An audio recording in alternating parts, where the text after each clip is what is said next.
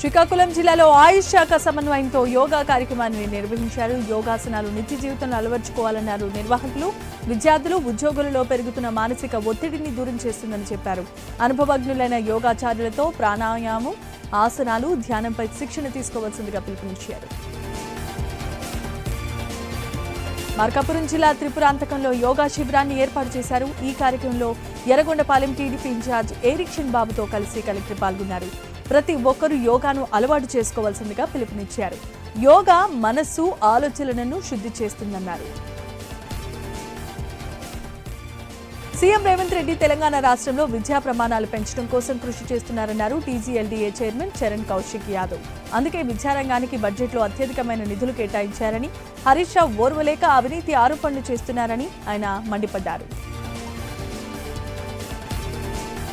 రాష్ట్రంలో రైతులు దోపిడీకి గురయ్యారన్నారు బీఆర్ఎస్ ప్రధాన కార్యదర్శి జీవన్ రెడ్డి.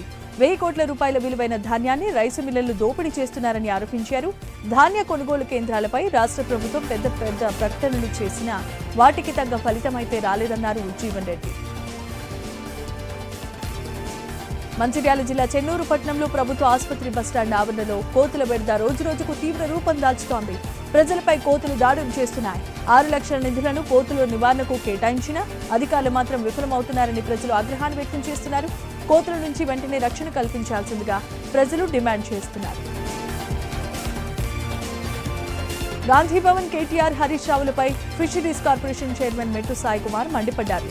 తెలంగాణ పబ్లిక్ స్కూల్ ఏర్పాటు ద్వారా నిరుపేదలకు కార్పొరేట్ స్థాయి విద్య అందిస్తున్న సీఎం రేవంత్ పై ప్రజలకు విశ్వాసం ఉందని బీఆర్ఎస్ నాయకులు కేటీఆర్, హరీష్ రావులపై విమర్శలు చేశారు. బాపట్ల జిల్లాలో ప్రభుత్వం తరపున 2 ఏళ్ల నమ్మకం కార్యక్రమాన్ని నిర్వహించనున్నారు. తూర్పు సత్రంలో జరగనున్న కార్యక్రమ ప్రాంతం, పనుల పురోగతి, పనితీరును కలెక్టర్ పరిశీలించారు. ఈ ప్రోగ్రాంకు సంబంధించి సిబ్బందికి పలు సూచనలు చేశారు కలెక్టర్. జనగామ జిల్లా సూర్యాపేట ప్రధాన రహదారిపై రోడ్డు ప్రమాదం చోటు చేసుకుంది. బొలెరో వాహనానికి పంచర్ వేస్తూ ఉండగా వెనుక నుంచి వచ్చిన ఇసుక లారీ ఢీకొట్టడంతో 3 వ్యక్తులు అక్కడికక్కడే మృతి చెందారు. పోలవరం జిల్లా చింతూరులో తెలుగు తమ్ముళ్లు మానవత్వాన్ని చాటుకున్నారు. మారేడుమిల్లి దగ్గరలో ప్రమాదంలో గాయపడి తీవ్రమైన ఇబ్బందులు పడుతున్న ఒక వ్యక్తిని అరకు పార్లమెంటు ఎస్టీ సెల్ అధ్యక్షులు ఇళ్ల చిన్నారెడ్డి, గడిసెల రంజిత్ కుమార్ ఆసుపత్రికి తరలించారు. దీంతో వీరిని పలువురు పార్టీ శ్రేణులు, ప్రజలు అభినందిస్తున్నారు. హైదరాబాద్ బోడుపల్ నారాయణ హై స్కూల్ ముందు ఎస్ఎస్ఎఫ్ విద్యార్థి సంఘ నాయకులు నినాదాలు చేశారు. స్కూల్ భవనానికి పర్మిషన్ లేకుండా అక్రమంగా స్కూల్ను నిర్వహిస్తున్నారన్నారు. గేటుకు తాళం వేసి విద్యను బోధించడాన్ని ఖండించారు. వెంటనే పాఠశాల మూసివేయాల్సిందిగా వారంతా డిమాండ్ చేశారు. ఏలూరు జిల్లా జంగారెడ్డిగూడెం పట్టణం బుట్టాయిగూడెంలో శ్రీ సీతారామచంద్ర స్వామి దేవస్థానంలో బాలరామాలయం నిర్మాణానికి గురువారం ఘనంగా శంకుస్థాపన జరిగింది.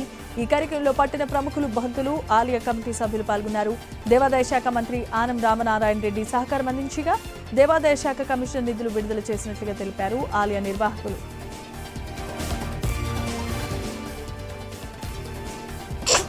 కొమరం భీం ఆసిఫాబాద్ జిల్లా రెబ్బెన మండలంలో ప్రభుత్వ ఆసుపత్రిలో రోగులకు చికిత్స మానేసి బర్త్డే పార్టీ చేసుకున్నారు సిబ్బంది. సేవలు అందించాల్సిన సిబ్బంది కేక్ కట్ చేసుకుని సంబరాలు చేసుకోగా వీరిపై అధికారులు చర్యలు తీసుకోవాల్సిందిగా పలువురు కోరుతున్నారు. కొత్త విద్యా ఏడాది ప్రారంభమైన విద్యా వ్యవస్థపై అధికార కాంగ్రెస్ ప్రభుత్వం ఎలాంటి నిర్ణయాలు తీసుకోకపోవడం దారుణమని తెలంగాణ రాజ్యాధికార పార్టీ రాష్ట్ర ప్రధాన కార్యదర్శి వట్టే జానయ్య యాదవ్ మండిపడ్డారు. ప్రైవేట్ పాఠశాల యాజమాన్యాలు ఇష్టారాజ్యంగా ఫీజులు వసూలు చేస్తూ దోపిడీకి పాల్పడుతున్నారని, సర్కారుకు నిమ్మకు నీరెత్తినట్లుగా వ్యవహరిస్తున్నారని మండిపడ్డారు. కొమరం భీం ఆసిఫాబాద్ జిల్లా బూరుగూడ గ్రామంలో కళావతి ట్రేడర్స్ ఫర్టిలైజర్ షాపును కలెక్టర్ హరిత ఆకస్మికంగా తనిఖీ చేశారు. ఎరువులు, విత్తనాల దుకాణాలపై ఆరా తీశారు. స్టాక్ వివరాల నిర్వహణలో నిర్లక్ష్యంపై యజమానికి హెచ్చరికలు జారీ చేశారు కలెక్టర్.